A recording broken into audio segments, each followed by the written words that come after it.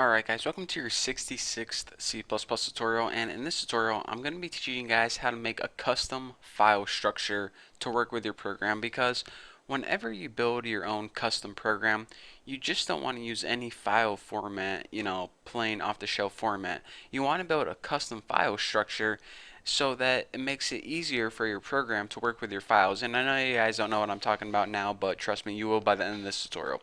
So the first thing we need is an idea. Actually, before we get started, let's go ahead and say that we wanted to make a game like SimCity or whatever, where we had a bunch of different players or a bunch of different characters, and we wanted to store all the character information in a text file.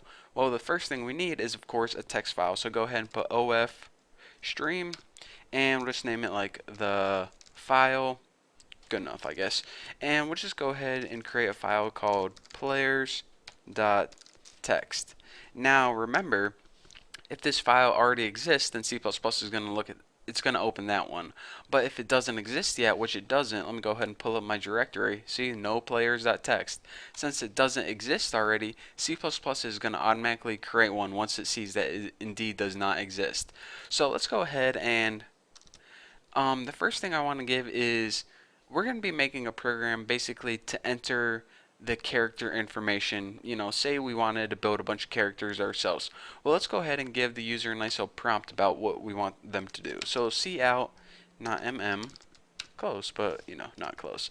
We'll just go ahead and put enter players ID, and then maybe they have a name for each player, and maybe they have like a bank account, money or something.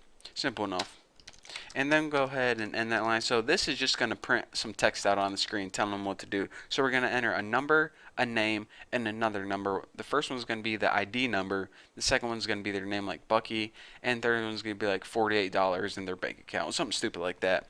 And now what we want to do is we're going to be working with something called an end of file marker.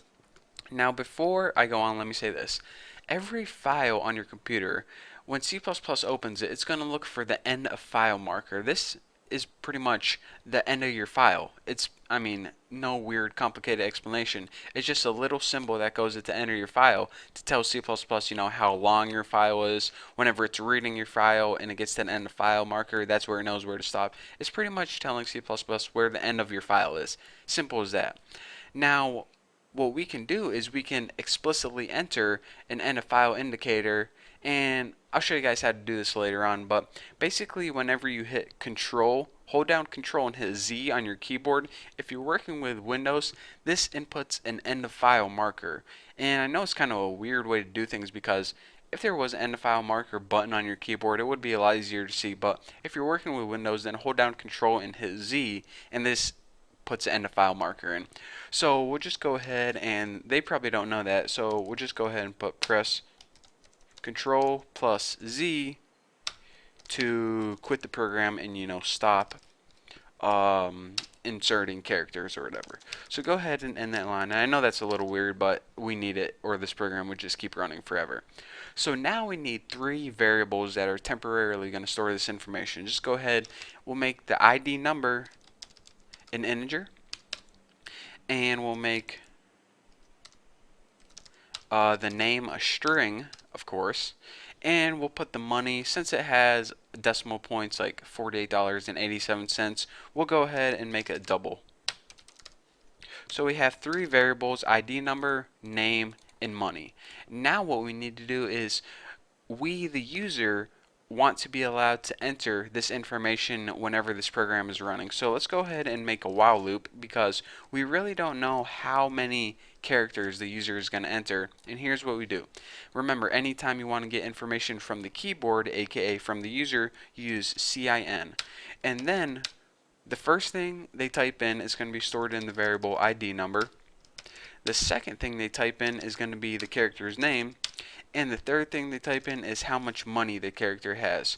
So the user is going to be able to type characters information, maybe 5 different character informations, and then we want to be able to store it in a file. So this basically the user is going to be able to type in as many characters as they want. So this loop is going to be true as long as they don't get to the end of the file. And how do you know you get to the end of the file? Because of this weird Control Z thing. So basically, whenever the user enters information, we now have an ID number, a name, and some amount of money. So now the only thing we want to do is we want to insert it into the file. So of course, remember, just like before in the last tutorials, we write the file object, and this is pretty much a synonym for players.txt. So they can be used interchangeably. Well, they can't be used interchangeably, but whenever you're looking at it, just assume that this means players.txt. So anything we insert it just gets directly inserted into the file players.txt because that's the file associated with this object right here. So the first thing we want to insert is the ID number, and then just so it looks nice and pretty, just go ahead and insert a little space. And then the next thing, what did we have? A name, and then a little space after that. And then the last thing is money and line. And let me make sure I got number, space, name, space, money, and line. Okay, so it's good to go. So basically, well, let's go ahead and run this program and see what we get. It says, alright, enter player's ID, name, and money. So let's go ahead and make a couple players for this, SimCity social community game, whatever the heck game we're making. So the player's ID is going to be like 1, and the player's name is going to be like Bucky, and the money I have is like $65.47. Go ahead and press enter, add another character. The ID is 2, the name is Sarah, and she has $43.21. And let's make one more. 3 is Sophie, and she has $2.54.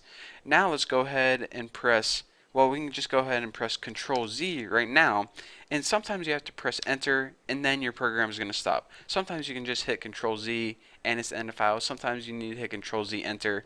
So anyways, I hit Control Z, that signified the end of the file, and of course when I got to the end of my file I couldn't insert anything else, so my program quit, as you can see right here.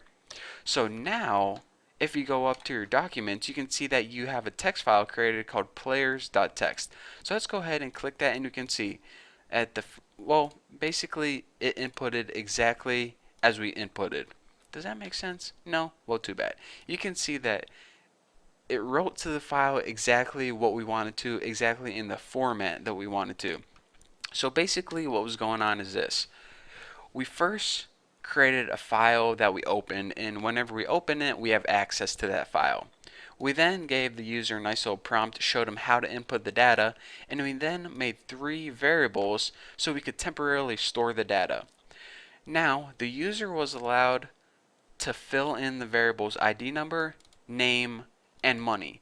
And whenever we had those variables populated with values, we just stored them in a file using whatever format we wanted to. And the format we wanted to store them in was the ID number, space, name, space, money. And then once you got one character or one player inserted, just go to the next line and do it again. So that way on the next line, it was ID number, name, money. On the next line, ID number, name, money. So that is how you can have, a way of storing data into a file formatted how you want it. So you're saying, alright, why would I want to format it like this? Well, maybe you wouldn't, but whenever you know the structure of how your file is formatted, that way whenever we open the file to read all the information in, we know what format it's going to be in. So that's why you want to create custom file structures, because custom file structures make it easier for your program to work with files if they know where the data is going to be and also what type of data is going to be there. For example, in our game, we knew that that first row was always ID numbers, that second row was always names, and that third row was always, and by the way, row, I mean column, that third column was always the amount of money. So, I mean, it just makes it really easy to program this way. So that's all I have for you guys for this tutorial. I know this was kind of weird with this Control Z thing. I probably should have made it without it, but hey, you guys learned something new, I guess. So thank you guys for watching. Don't forget to subscribe, and I'll see you guys in the next video.